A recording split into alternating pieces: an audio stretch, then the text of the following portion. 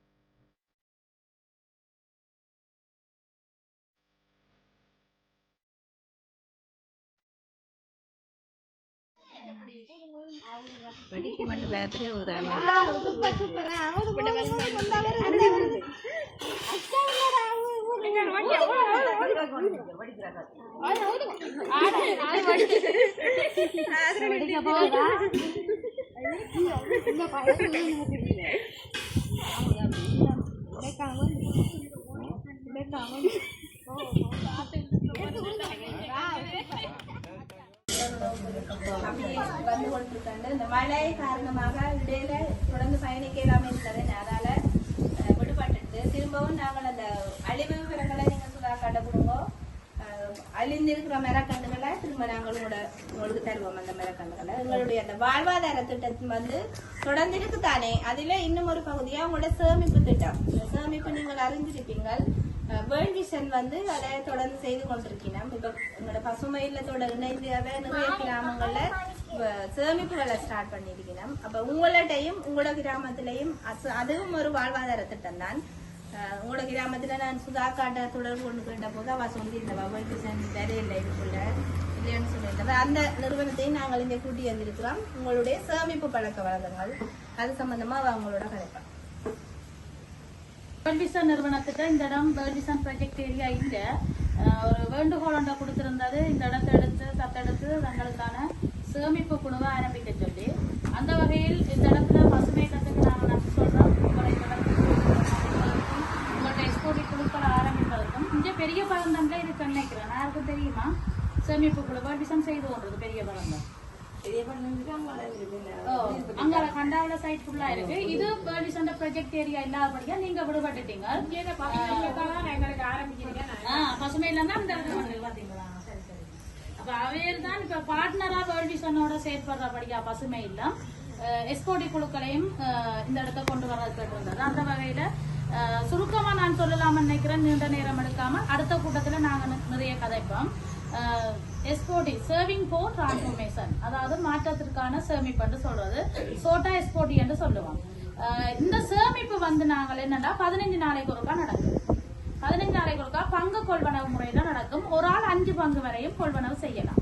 ஒரு பங்கு 200 ரூபான்னு சொன்னால் 5 பங்கு தான் கட்டாயம் இல்லை. கடைசி ஒரு பங்குனாலும் நீங்கள் வாங்கலாம். இதே நேரம் இந்த இடத்துல வந்து சமூக நிதி என்ற ஒன்று இருக்குது. அது வந்து எங்களை அறியாம நாங்க சமூகத்துக்கு செய்யறதுக்காக அந்த சின்ன ஒரு நன்கொடை உண்டு.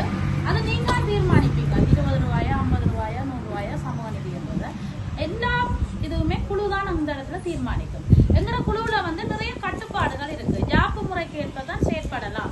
அதாவது பெட்டி ஒன்று தருவோம், 3 பக்கமும் 3 கூட்டு இருக்கும், 3 பேர் அதுக்கு பொறுப்பா இருக்குங்க.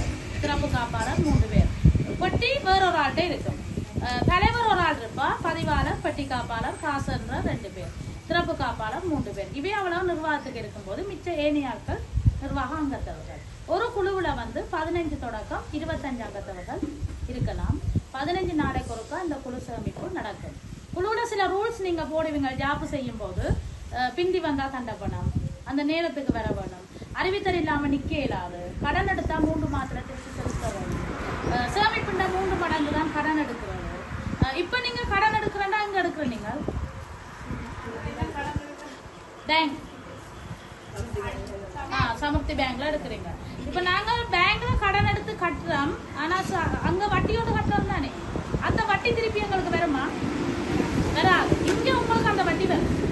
நீங்க கடன் கொடுப்பீங்க, வட்டி வரும், எல்லாம் சேர்த்து ஒரு வருஷத்துல நாங்க காசு பிரித்து உங்களுக்கு வரும், வட்டியும் காசுமா உங்களுக்கு வரும். வெளியில நீங்க லோன் எடுக்க போக வேண்டிய தேவையில்லை.